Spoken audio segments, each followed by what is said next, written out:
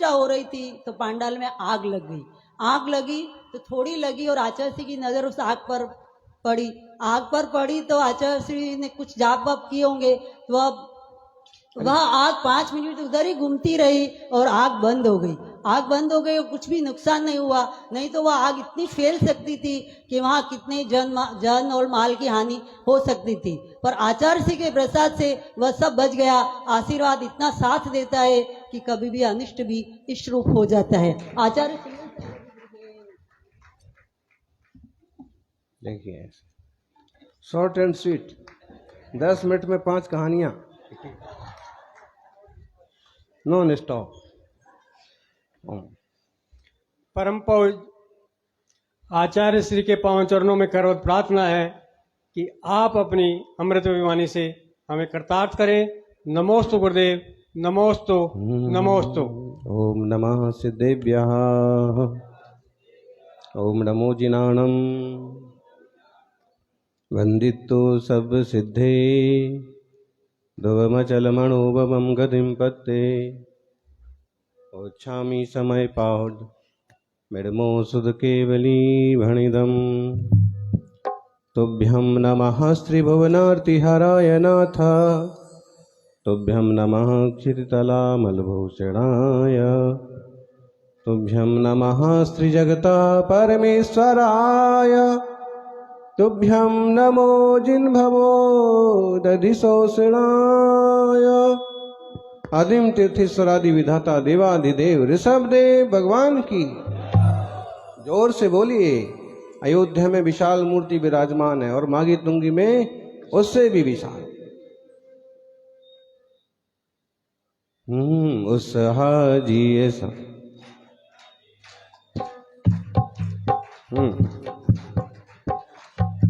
उस हाजी संभव वही नंदन सुमई पुम सुपास चंद जिन फुफुयंत सियल से अंसा वासु पूज्य जिन विमल अनंता, वासु पूज्य जिन विमल अनंता। ब्रह्म संति कुंठो अरमल्ली मुनिसो बैनमिनय विमहल्ली, पासुणा महावीर महेशम। वंदामि 24 जिनेशम, वंदामि 24 जिनेशम, वंदामि 24 जिनेशम। 24 तीर्थंकर भगवान की। याद रखिए, पर्युषण पर्व सम्मुख है, इंद्रध्वज विधान होने वाला है और आवाज इतने जोरों से होना चाहिए कि लोग खिंचे हुए चले आएं और पर्युषण में भक्ति का पूरा आनंद लें। तप भी होगा, त्याग भी होगा, ज्ञान भी होगा, ध्यान भी होगा, प्रवचन भी होगा, लेकिन पूजन भक्ति का वो दरबार सजेगा जो शायद दिल्ली में कहीं नहीं सजेगा। सौधर्मेंद्र, ईशान, सानत कुमार, कुबेर वगैरह बनने के लिए कई सारे पात्र तत्पर हैं और पूजा भक्ति के लिए आप सबको इंद्र बन के बैठना है। और बाकी तो ये बताते नहीं हैं, क्या आज बताएंगे कुछ शायद, तो ठीक है आज बताएंगे। सस्पेंस है और ये सस्पेंस जो है ना, जब चालू होगा कार्यक्रम 19 तारीख को, जिस दिन आदि सागर जी का जन्म जयंती भी मनाएंगे और पहला दिन भी आ जाएगा, उस दिन सस्पेंस खुलेगा कि अब क्या होने वाला है। खैर अभी आपको मालूम पड़ जाएगा। चलिए एक बार जयकारा जोर से करेंगे। 24 तीर्थंकर भगवान की, जिनका शासन चल रहा है। ऐसे वर्तमान जिन शासन नायक वर्तमान महावीर भगवान की। और जोर से आचार्य श्री आदि सागर जी महाराज की, आचार्य महावीर कीर्ति महाराज की, तपस्वी सम्राट गुरुदेवाचार्य श्री सन्मति सागर जी महाराज की। बोलो परम पूज्य भीष्म ज्ञान उपयोगी चतुर्थ पट्टाधीश आचार्य श्री 108 सुनील सागर जी गुरुदेव की।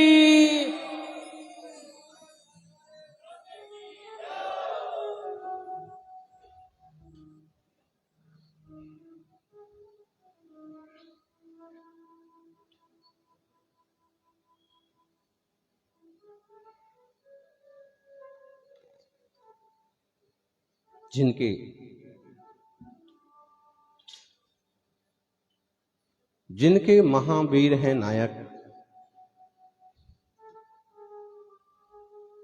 जिनके महावीर हैं नायक, वे लोग ही हैं सब लायक। और जिनके महावीर नहीं हैं नायक, वो सब हैं नालायक।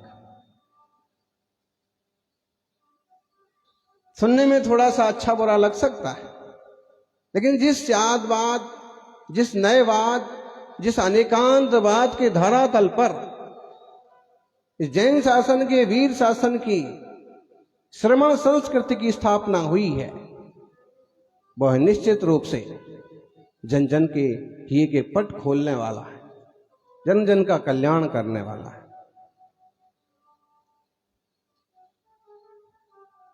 महावीर कहते हैं अनेकांतवाद अपनाइए,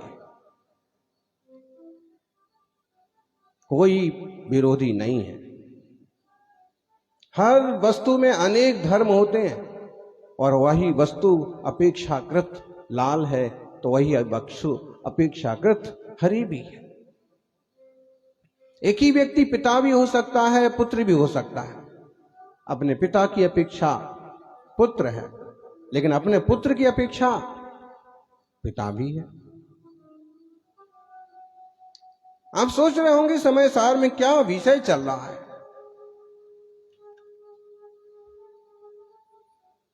कभी एकदम निश्चय नय से कहते हैं कि कोई परमाणु मात्र भी मेरा नहीं है, पर है, स्व स्व है।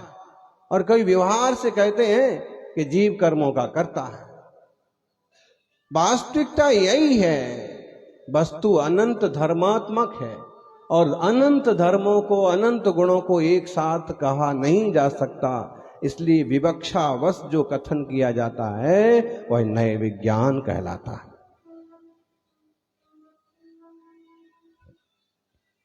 आज कहते हैं पौगलकम् इच्छम जोगो अविरदियणान मज्जीवम ओ जोगो अन्नाणम अविरदिमिच्छम च जीवोदु। पौगलकम् इच्छम जोगो अविरदि अणान मज्जीवम। जो मिथ्यात्व, योग, अविरति, अज्ञान, ये अजीब रूप हैं। वे सब तो पुद्गल हैं, पुद्गल कर्म की रचना है। और जो अज्ञान, अविरति, मिथ्यात्व रूप जीव रूप हैं, वे सब उपयोगमय है। मतलब हुआ कि जो पुद्गल की संरचना है वह तो पुद्गलमय कहलाएगी। मिथ्यात्व भी तो एक कर्म है, अज्ञान भी तो एक कर्म है। आवरणों से कर्म का आवरण पड़ता है और जीव को कुछ नहीं सूझता है। निरावरण स्वभाव उपलब्ध नहीं होता है। तो यह जो मिथ्यात्व है, अज्ञान है, अविरति है, ये पुद्गलमय भी है और जीवमय भी है। परस्पर विकारी संबंध होने से दोनों एक हो रहे हैं। और विकार संबंध तो कितने जोरदार होते हैं। देखिए, अविरतियां क्रोध, मान, माया, लोभ रूप भी होती हैं। और अज्ञान बस व्यक्ति संग्रह ही संग्रह करता है, ये सब मेरा, ये सब मेरा, जबकि तुम्हारा खुद का कर्म भी तुम्हारा नहीं है, ये देह भी तुम्हारा नहीं है। जिस देह के लिए इतना उपद्रव करते हैं, उपक्रम करते हैं, वह शरीर भी तुम्हारा नहीं है। तुम्हारी है चेतना, तुम्हारे हैं परिणाम, भाव। भाव संभालोगे तो भाव संभल जाएंगे और भाव बिगाड़ोगे तो भाव बिगड़ जाएंगे। आत्मार्थियों, अभी सुन रहे थे आप, सम्राट की सवारी निकली और फकीर जो मुट्ठी में कुछ सिक्के लेकर के हिसाब लगा रहा था, इस विचार में था कि किसे दूं। कुछ उससे भी दरिद्र एक दो लोग वहां खड़े थे, कोई भूखा आदमी भी खड़ा था, कोई दान मांगने वाला भी खड़ा था। लेकिन जब सम्राट की सवारी निकली तो उसने क्या किया, मुट्ठी भर के सम्राट की ओर उछाल दिए। अटपटा लगा। राजा ने कहा, क्या तुम मुझे गरीब और दरिद्र समझते हो? गरीब मैं राजा हूं, धनपति हूं। गरीब और अनाथ तो ये हैं जो तुम्हारे आसपास खड़े हो। तुम खुद ही भिखारी हो, फकीर हो। मेरे ऊपर सिक्के उछाल करके क्या साबित करना चाहते हो? फकीर ने कहा कि सम्राट, मुझे तो सबसे गरीब आप ही लगे। मैं कैसे सबसे गरीब हूं? अरे भाई, ये जो तुम्हारे सामने हाथ फैला के खड़ा है, ये गरीब है, ये मांग रहा। उसने कहा कि इसे एक सिक्का भी मिल जाएगा तो ये तृप्त हो जाएगा, इतने में इसे खाना मिल जाएगा और ये शांत रह जाएगा। फिर ये कहीं उत्पात करने नहीं जाएगा, किसी को लूटेगा नहीं, किसी पर टैक्स नहीं लगाएगा।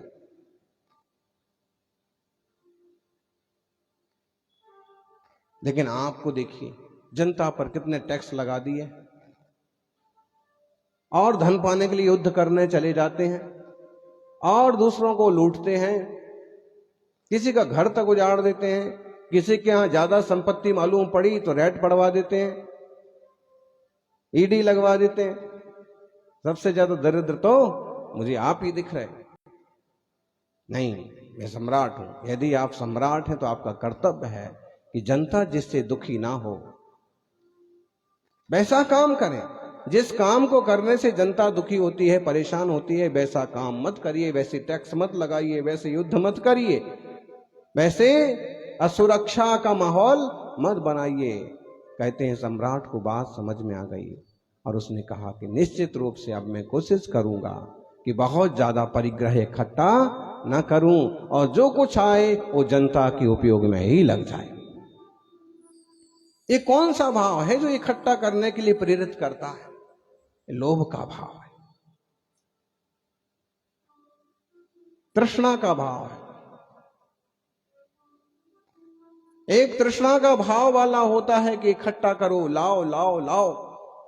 कई बार भिखारी भी आपको ऐसे मिल जाएंगे कि दिन भर फटे हुए चीथड़े पहनेंगे, रात में फटी हुई गुदड़ी पर सो जाएंगे, लेकिन जब वो मरेंगे तो उसके नीचे भी सिक्कों के ढेर निकल आएंगे।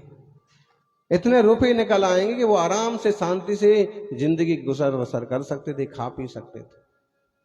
और ऐसे अमीर भी मिल जाएंगे, खूब धन है, खूब पैसा है, लेकिन शांति से 2 वक्त की रोटी भी नहीं खा पाते। इतने कंजूस हैं कि रूखा सूखा ही खाएंगे। ये भी तो एक तरह की तृष्णा है। अगर कुछ है तो उसका ऐसे उपयोग करिए कि मैं भी भूखा ना रहूं, साधु ना भूखा जाए। और कुछ लोग ऐसे भी मिलेंगे कि मैं तो भूखा ना रहूं, साधु का जो होना है सो।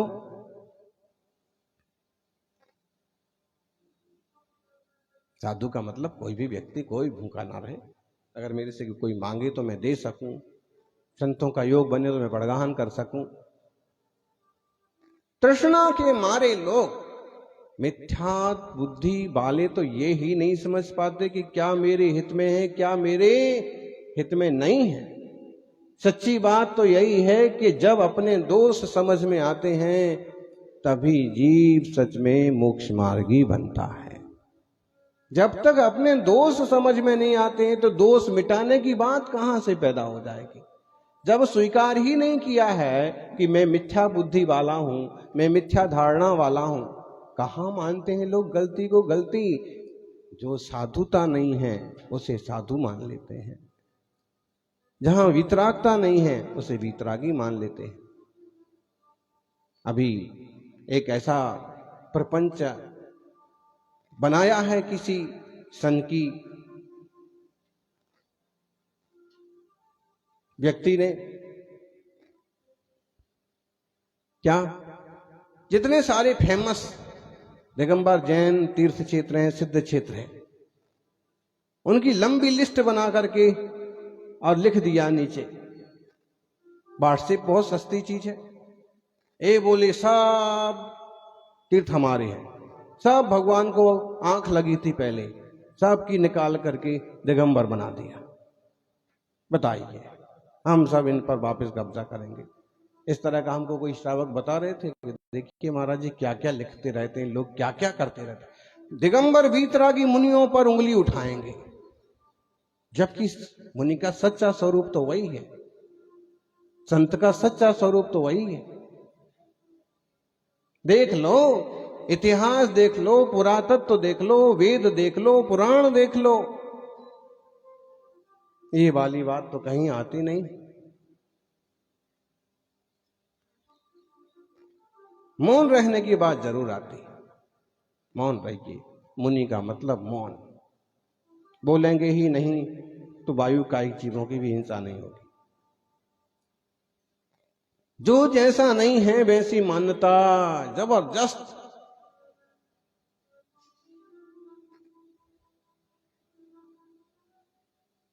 गोमटगिरी इंदौर का प्रसंग आपके ख्याल में आया हो, बताइए। 1988 में वो जमीन गोमटगिरी बाहुबली चौबीसी की और समाज को प्राप्त हुई, और बाद में कुछ और तत्वों ने, गुज्जरों ने उस पर अतिक्रमण करना चालू कर दिया, और आज स्थिति यह है कि बाउंड्री भी बनाने नहीं देते। सबसे बड़ी समस्या है समाज की, आपसी बेवकूफी की। मान लिया भाई, तुम्हारी रुचि अलग तरह से, तुम अलग संप्रदाय मानते हो। आज हम अगर देखें ना, दिगंबर श्वेतांबर की बात भी देखें तो कई सारे तीर्थ हैं जो विवादास्पद बना दिए। पहले एक आध रसीद कटवाएंगे, पहले एक आध मूर्ति रखेंगे, पहले कहीं कुछ अपना जगह बनाएंगे, और धीरे धीरे उसको विवादास्पद बना के कोर्ट तक घसीट के लेके जाएंगे। और फिर बनते में एक कोर्ट में एक फैसले आते हैं लगभग कि भाई सुबह आप कर लो, शाम को ये कर ले, 2 घंटे आप कर लो वीतराग मुद्रा में, बाकी इनको चढ़ाने दो। सच्चाई तो छुप गई, झूठ का बोलबाला है। फिर भी मान लो अगर ऐसी कोई बात है तो आपस में सामंजस्य बिठाएं। ये बहुत अच्छा इसको श्लोक सुनने को मिला हमको। कैसे ही व्यक्ति आपस में लड़ करके झगड़ के नष्ट हो जाते हैं।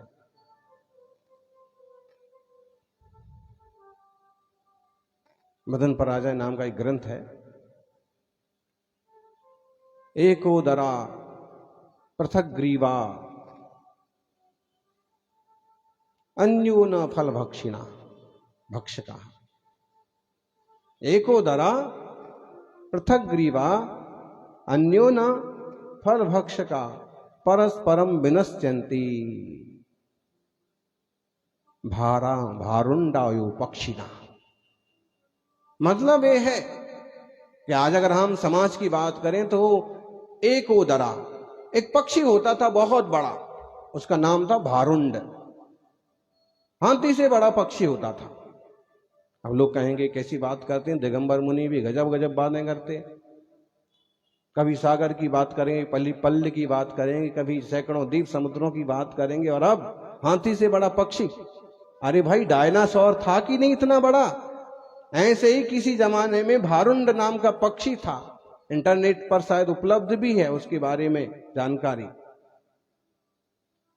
और चारुदत्त कथा, चारुदत्त चरित्र में उसका उल्लेख है कि भारुंड पक्षी चारुदत्त की पोटली को उठा करके और समुद्र के उस पार लेके चला गया।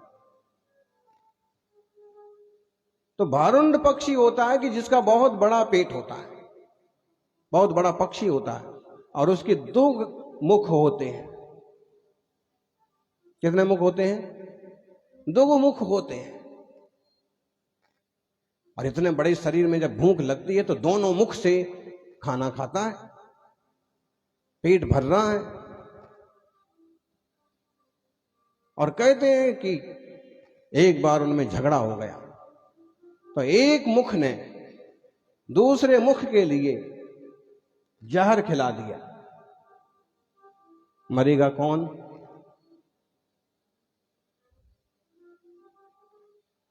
तूने मेरा खाना खा लिया, तू ज्यादा खा लेता है, मैं नहीं खा पाता हूं, दोनों मुखों में झगड़ा हो गया, मेरा हिस्सा तू खा गया, मेरे वाले फल तुम खा गया। और दोनों में जोरदार झगड़ा हुआ और एक मुख ने दूसरे मुख के लिए जहर खिला दिया। कौन मरेगा? पक्षी तो एक ही है, मुख तो है, मरण तो दोनों का ही, दोनों मुख का। वो पक्षी का मरण होगा कि नहीं होगा? ऐसे ही समाज का हाल होता है कि कभी उसमें दो गुट लड़ते हैं ना, दो पंथ लड़ते हैं ना, दो परंपराएं, दो संप्रदाय लड़ते हैं, तो मरता कौन है? सामने वाला कोई नहीं मरता है। दोनों जिसके आश्रय से हैं वो जिन धर्म को ही नुकसान होता है। कहीं भी देखिए, मंदिरों में देख लीजिएगा, आप तीर्थों पर देख लीजिएगा, नुकसान आखिरकार इस महान जिन शासन को होता है। इसलिए समझदारी इसी में है कि मिथ्या धारणा, मिथ्या बुद्धि छोड़ करके देवशास्त्र गुरु की सेवा का उपक्रम बनाए। इंदौर का पूरा समाज एकजुट हो जाए तो है कोई माई का लाल के गोमटगिरी पर आंख भी गड़ा सके, लेकिन नहीं, उसमें भी भेदभाव करेंगे, वो जाने वो जाने। ग्वालियर का गोपाचल पर्वत, बड़ी बड़ी, विश्व की सबसे बड़ी बड़ी, देश की सबसे बड़ी बड़ी और सैकड़ों प्रतिमा कहां पर हैं? 2500 प्रतिमाएं हैं आज भी गोपाचल पर्वत पर। लेकिन वहां पर भी ऊपर स्कूल से गंदा पानी मूर्तियों पर आता, कोई सुनने समझने को तैयार नहीं। मतलब है कि हम इतना सा काम करवाने की भी जैसे आजकल सामर्थ्य रखना भूल गए। जागना होगा और जिन जिन आयतनों के दर्शन से, देवशास्त्र गुरु के सानिध्य से मिथ्या बुद्धि मिटती है, उनकी भी रक्षा का, संरक्षा का पुरुषार्थ करना होगा। तो एक तो तृष्णा जो है, लाओ लाओ लाओ, बस भरते जाओ, कण मात्र भी साथ में नहीं जाना। लेकिन मिथ्या बुद्धि कहती है कि जोड़ो, अभी रहती कहती है कि भोगो, इकट्ठा करो। लेकिन जब यही ज्ञान हो जाए कि कुछ भी मेरा नहीं है, तो और समझाई थे ना दूसरी कहानी, बूढ़ी मां से बेटे ने कहा, मां बेटा तुम्हारा बहुत लायक हो गया और मेरी इच्छा है कि आपको कुछ अच्छे आभूषण बनवाए जाएं। मां ने कहा कि इस बुढ़ापे में आभूषण किस लिए? नहीं, जिंदगी मैंने कभी आपको बहुत सुंदर आभूषण पहने नहीं देखा, हमेशा मेहनत करते देखा। अब आप भी अच्छे आभूषण पहने, वस्त्र पहने और भक्ति करें। मैंने कहा कि जो मैं कहूंगी वो बनवाओगा? बेटे ने कहा बिल्कुल। तो मेरे लिए 3 आभूषण बनवा। एक तो गांव में स्कूल, सुन रहे थे ना अभी, पहला आभूषण है कि गांव में स्कूल बनवा। इसमें जब नन्हे मुन्ने पढ़ेंगे, बेटे बेटियां पढ़ेंगे, लड़कियां शिक्षित होंगी और गांव का एक सकारात्मक माहौल बनेगा, हर घर सुखी समृद्ध होगा, तो मुझे बहुत ज्यादा अच्छा लगेगा। सबसे पहला आभूषण तू बना मेरे लिए एक स्कूल। दूसरा, एक औषधालय। सब मारे मारे फिरते हैं, बीमार हो जाते हैं तो कहां से कहां तक चले जाते हैं, कोई तो बेमौत मर जाते हैं। अगर स्कूल के साथ आसपास अस्पताल भी होगा तो लोग शिक्षा भी लेंगे और बीमारियों से दूर होंगे। और जब लोग स्वस्थ और सुखी और आनंद से रहेंगे तो मुझे भी बहुत अच्छा लगेगा। बेटी ने कहा बात तो ठीक है। और तीसरी बात, एक निःशुल्क भोजनालय। भले वहां शुद्ध शाकाहारी सिर्फ दाल रोटी बने, लेकिन हर एक व्यक्ति, भूखा व्यक्ति आके वहां भोजन कर सके, ऐसा एक भोजनालय बनवा।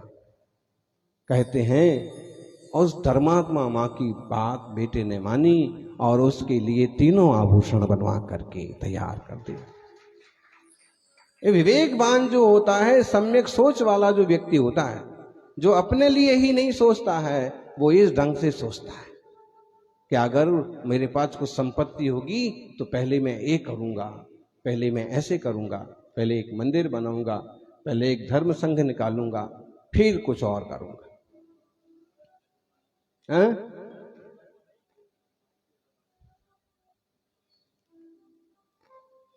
और अगर आप विचार करें तो हमारी मां जिनवाणी मां, अगर सच में आपने जिनवाणी का अभ्यास किया और जिनवाणी समझ में आई और कभी मन हुआ कि हम जिनवाणी मां के लिए आभूषण बनवाएं, तो क्या बनवाएंगे? ऐसे ही आभूषण बनवाएंगे।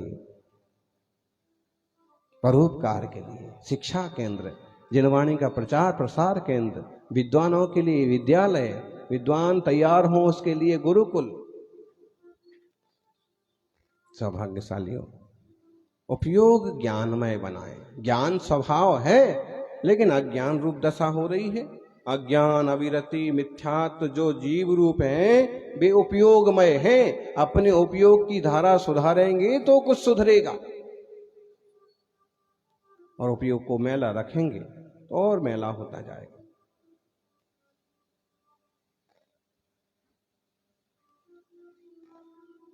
मिथ्यात्व क्या है? श्रद्धा गुण तो है, लेकिन विपरीत परिणमन कर रहा है। श्रद्धा गुण है, लेकिन जो जैसा नहीं है उसको वैसा मान रहा है।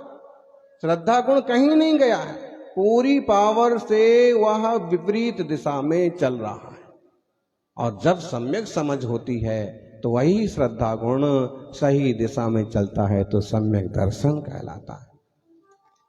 अविरति है वह, जब तक हम विरतों में नहीं हैं, जब तक भोग विलास में पड़े हैं, क्रोधादि कसायों की वृत्तियों में डूबे हैं, अविरति है।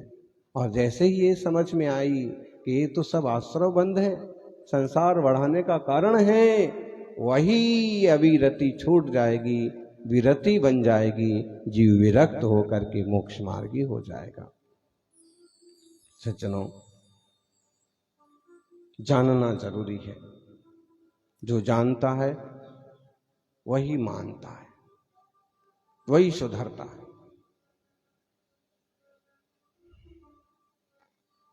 अपने दोष पता लगे तो शिवपथ बन जाए। हम यही तो स्वीकार करने को तैयार नहीं है कि हम में कोई दोष भी है। हम तो अपने आप को परिपूर्ण मान के बैठे हैं। आप में कोई दोष है जी? कोई कहे भी आपसे कि भाई राकेश जी, विजेंद्र जी, विजय जी, ये दोष है आप में, आप क्या कहोगे? आप कहो कि कोई कहे कि तो दिखाए।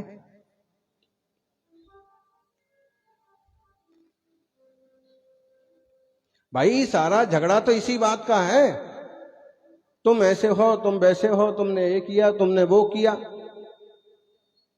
फिर सामने वाला भी कहता है कि मैंने कुछ नहीं किया, मैं ठीक हूं, मैं अच्छा हूं, मेरी कोई गलती नहीं है। इसी बात को लेके झगड़ा बढ़ जाता है। अगर हम स्वीकार करना सीख जाएं, किसी के कहे बिना सीख जाएं कि हम में ये दोष हैं और ये दोष हैं, ये दोष निकलना चाहिए, निश्चित रूप से आज नहीं तो कल आप परमार्थी बन जाएंगे, मोक्ष मार्गी बन जाएंगे। दोष गुणन को, है ना, बिन जाने ते दोष गुणन को कैसे तजिए गहिए। अपने दोष पता लगे तो शिव पथ बन जाए, जो जानेगा सो वही सुधरे शिवपुर जाए।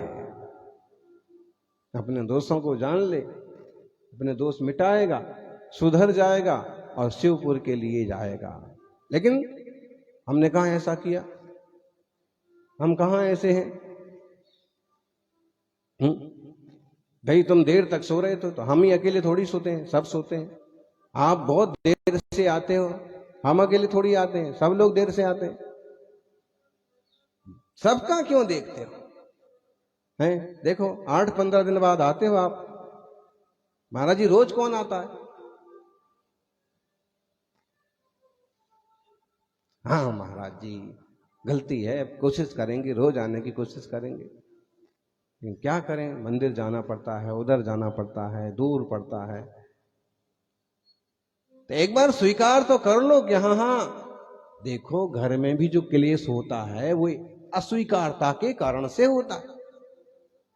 श्रीमान जी ने कुछ गुस्सा किया कि दाल में इतना ज्यादा नमक डाल दिया, समझ में नहीं आता, और सरलता से स्वीकार कर दो गलती हो गई, मैं तुरंत दूसरी तैयार कर लेती हूँ उसको और संस्कारित कर देती हूँ, आगे बात ही नहीं बढ़े हैं। बात इस पर सामने से जब ये बात आएगी ना तो ये बोलेंगे कि तुम्हें तो बाहर की खाने की आदत लग गई है, हमारे हाथ का तो तुम्हें कुछ अच्छा ही नहीं लगता है। क्या होगा? बात बढ़ेगी। नेगेटिव मत करिए, पॉजिटिव करिए। एक दिन चौके में क्या हुआ, दादियां इकट्ठी हो जाती हैं, सब जगह हो जाती हैं। हम समझते थे कि दादियां केवल राजस्थान में मिलती हैं, दिल्ली में भी मिलती हैं। क्या होता है कि उनमें धर्म भावना भी होती है और समय भी होता है, लेकिन थोड़ी अगर समझ और रख लेना तो सम्मान भी बना रहे। नहीं तो सब लोग ही कहेंगे चलो बाहर, चलो पीछे बैठो, चलो ऐसा। हाँ, अपनी क्रिया प्रक्रिया हो गई कि शांति से हाथ जोड़ के बैठ, जाप कर लो, कुछ कर लो। तो क्या किया कि किसी ने कहे चिल्ला करके क्या भाई आप लोग पीछे बैठ जाओ, चलो सबका हो गया एक एक गिलास। बैठ तो गई, लेकिन फिर फुसुर फुसुर चालू, ये आ गए बिठाने वाले, सब इनको ही आहार देने दो, जैसे हमको तो कुछ आता ही नहीं है। ठीक है, वो चालू हो गया। उसके बाद फिर आखिरी में उनको कहा कि अब आप लोग भी आइए, आप दीजिए। अब देखिए, चाहिए तो ये था कि सहजता से आके देते या खुशी प्रकट करते कि हाँ हाँ बहुत अच्छा, अब हम आते हैं, चलो हमको फिर से देने मिलेगा। वहीं से बोलते हैं अब हमारा भी नंबर लग जाएगा क्या, आएगा नंबर क्या। एक तरह से व्यंग टाइप से करना, तो फिर निश्चित रूप से जरूरत क्या पड़ी है इतना बोलने की, नंबर लग जाएगा। बुला रहे हैं जब तो बहुत खुशी खुशी जाइए कि हाँ ठीक है, एक गिलास और देने को मिला। अक्सर कर बातें ऐसे बिगड़ती हैं आपकी लहजे से, आपके एक्शन से, आपके शब्दों से, और खासकर व्यंग्यात्मक शब्दों से। लोग जड़ नहीं है, उन्हें भी समझता है कि किस ढंग से आप क्या कह रहे हैं। किसी ने अगर आपको प्रेम से कहा है तो उसको उसी ढंग से इजीली लो, भले देर से कहा हो, भले हैं। ये मत कहो कि अब मौका पड़ा तो हम ही याद आए ना, हैं काका जी जरा परेशानी हो गई है, आप हेल्प करिए। हाँ, अब तकलीफ पड़ी तो अब हम ही याद आए। नहीं, ऐसे मत करिए, ये गलत हो जाएगा। काम भी हो जाएगा, रिश्ता भी बने लगा, लेकिन खटास पैदा हो जाएगी। तो देखिए, मैंने तो अच्छे से निवेदन किया। अब आप कहो तुरंत एग्री हो जाओ कि हाँ हाँ बताइए क्या बात है, अपन इसको निपटा देते हैं, कोई दिक्कत की बात नहीं। और उसके मन में एकदम अच्छी छवि बनेगी कि देखिए इनको 2-4 बार निगलेक्ट भी किया है, इग्नोर भी किया है, फिर भी कितने सौजन्यमय व्यक्ति है। बड़े होने के साथ बड़प्पन भी है कि कोई बात नहीं, ये व्यवहार है। और जब एक विवेकवान व्यक्ति सोचता है तो व्यवहार अच्छे से चलता है, परिवार अच्छे से चलता है, घर द्वार अच्छे से चलता है, समाज अच्छे से चलता है। और कहीं व्यंग और नेगेटिविटी आ जाती है तो खराब हो जाता है।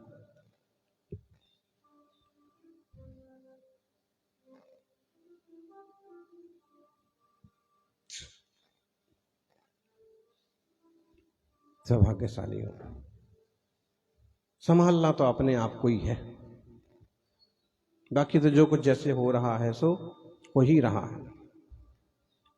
उपयोग तो हमारा ही स्वभाव है ना, और उपयोग तो एक रूप ही है। समय सार जी की ही 89 नंबर की गाथा आप देखिए। ओगस अनादि परिणामातिन्निमोह जुत्तस्सा मिच्छत्तम मन्नाणम अविरधि भावो यणादब्बो। आत्मा के गाथा आई ध्यान में।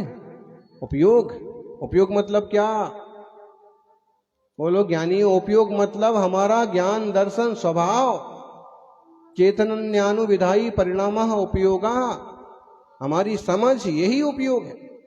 उपयोग बोले तो ज्ञान दर्शन, द्विविधा उपयोग। और अनादिकाल से बोले 3 रूप से परिणमित हो रहा है। कौन कौन से? मिथ्यात्व, अज्ञान, अविरति भाव रूप, 3 रूप परिणमित हो रहा।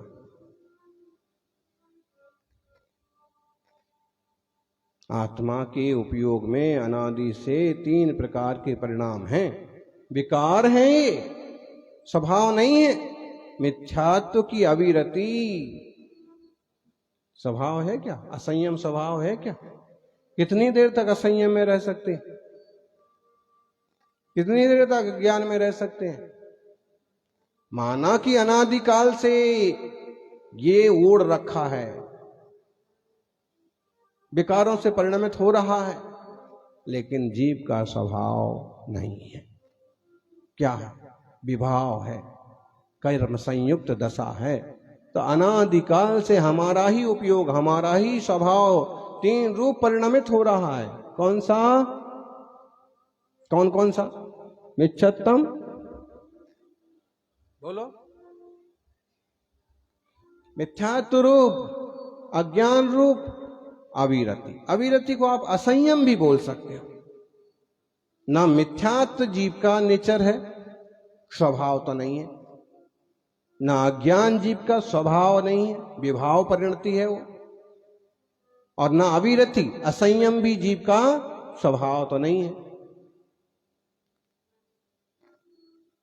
कह देते हैं भले कि भाई इनका स्वभाव तो ऐसा ही है, चिड़चिड़ा स्वभाव है इनका, गुस्सैल स्वभाव है, हैं? वो तो क्रोधी स्वभाव के हैं। कैसे हैं? बोलो ज्ञानियों, कैसे हैं? बहुत अभिमानी स्वभाव के हैं, बोलते हैं। तो क्रोध या मान या माया या लोभ ये स्वभाव है क्या? कह रहे हैं। क्यों कह रहे हैं? क्योंकि उसकी प्रवृत्तियां ऐसे ही देखी जाती हैं, इसलिए कह रहे हैं। ये स्वभाव नहीं है तो भाव। वो बहुत गर्म स्वभाव का है। बहुत गर्म स्वभाव का है मतलब क्या? बहुत गर्म स्वभाव का है। उसके सर पर अगर तवेली में भर करके दूध रखेंगे तो गर्म हो जाएगा क्या? मावा बन जाएगा?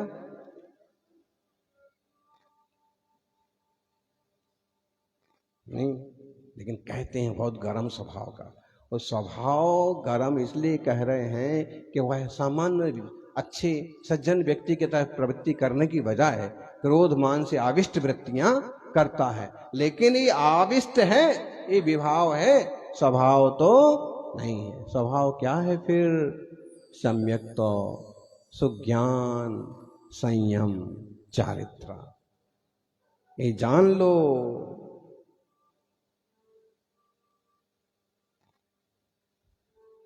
आत्मा अनादि से मोह युक्त है और इस कारण से उसके ऐसे 3 परिणाम हो रहे हैं। सम्यक दर्शन, सम्यक ज्ञान, सम्यक चारित्र, ये आत्मा का स्वभाव है, रत्नत्रय है। इसे रत्नत्रय कहते हैं। किसे कहते हैं रत्नत्रय?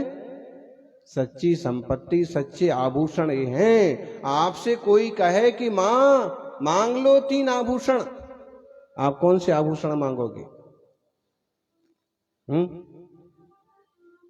बोले अगर बेटा सक्षम है, देने वाला मजबूत है तो मांगेंगे।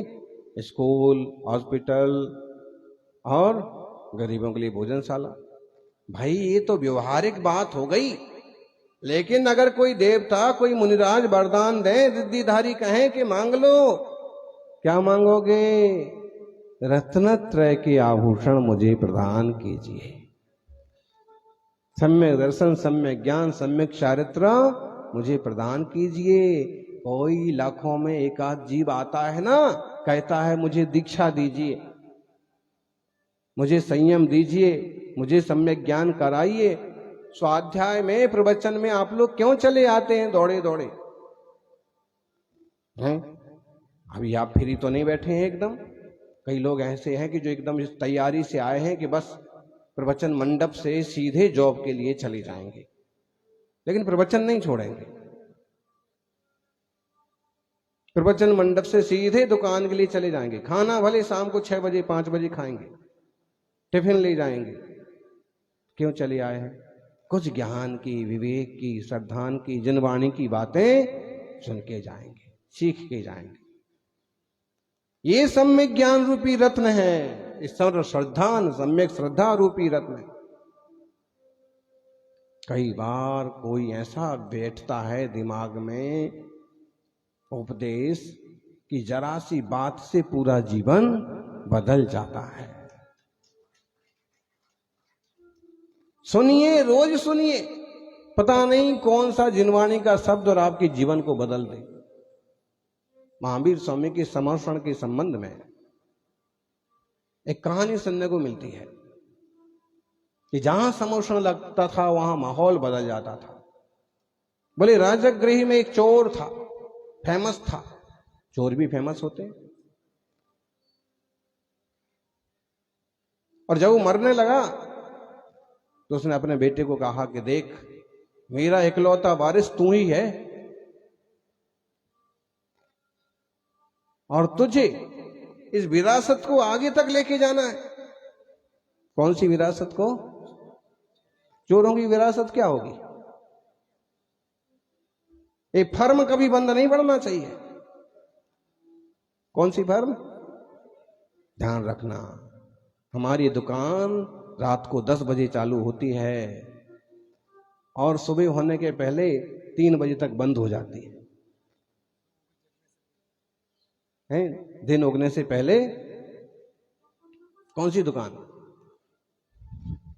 खैर आजकल तो दिन दहाड़े करने लगे और साइबर क्राइम इतना खतरनाक बढ़ गया कि बात करके भी तुम्हें वो लूट लेंगे। सावधानी बरतिए, नहीं तो आप फोन उठाएंगे ना राकेश जी, और ऐसा कॉल आएगा कि वो बैंक बैलेंस तक उड़ जाएगा। देखिए,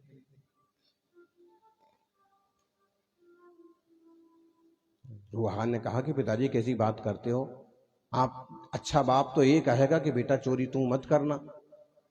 उसने कहा ये बातें छोड़, मैं जैसा हूं वैसा हूं तो तेरा बाप, जो कहता हूं वैसा करना, ये आगे तक चलना चाहिए। और तो अगर तू चाहता है कि चलता रहे धंधा पानी अपना, तो कभी महावीर की वाणी सुनने धोखे से मत चला जाना, नहीं तो सारा धंधा चौपट हो जाएगा।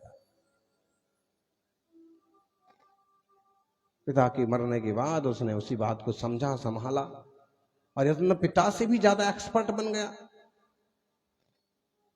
सैनिक उसके पीछे पड़ गए लेकिन पकड़ में नहीं आता। एक बार कहते हैं कि वह चोरी करके भागा और जिस तरफ समोशन लगा था वहीं से भागा। रास्ता कुछ और नहीं सूझा, कोई दूसरा था नहीं। पीछे सिपाही, दाएं सिपाही, बाएं सिपाही, एक ही रास्ता था। और जैसे कहते हैं समोषण आया तो उसके पांव में चोट लग गई, कांटा लग गया। कहानी तो कहानी है। आप कहोगे समोषण के आसपास कांटा कहां से आया?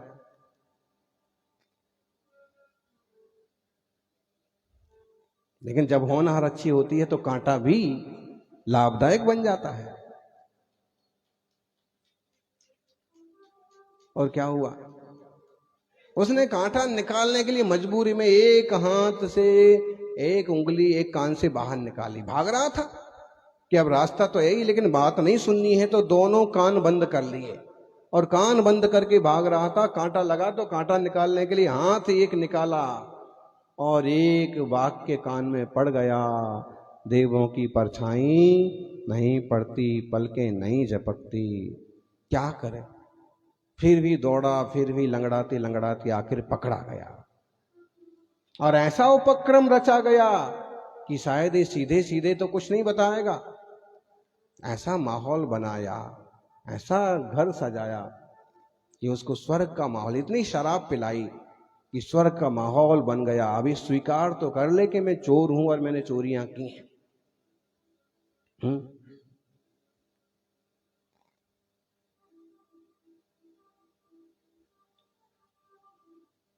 वो भी सोचने लगा कि ऐसा कैसा माहौल है, कितना बढ़िया माहौल है, मैं कहां हूं। पूछा मैं कहां हूं, तो जो सुंदर सुंदर स्त्रियां खड़ी थी उनने कहा कि आप स्वर्ग में हैं।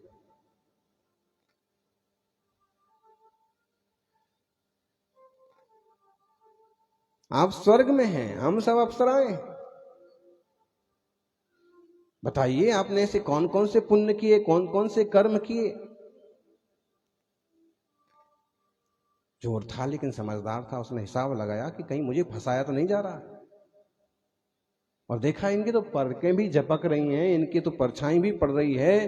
समझ गया कुछ ना कुछ तो है, क्योंकि मेरे सबसे बड़े चोर मेरे बाप ने कहा था कि महावीर की वाणी सुन ली तो, क्योंकि वो सत्य बोलते हैं, सही बोलते हैं, ये तो पक्का है कि देवताओं की परछाई नहीं पड़ती है, इनकी पड़ रही है, इनकी पलकें झपक रही हैं। और उसने कहा, फिर बता दिया, मैंने तो जिंदगी में सारे पुण्य ही पुण्य किए, मैंने कोई काम पाप का किया ही नहीं, झूठ बोल दिया।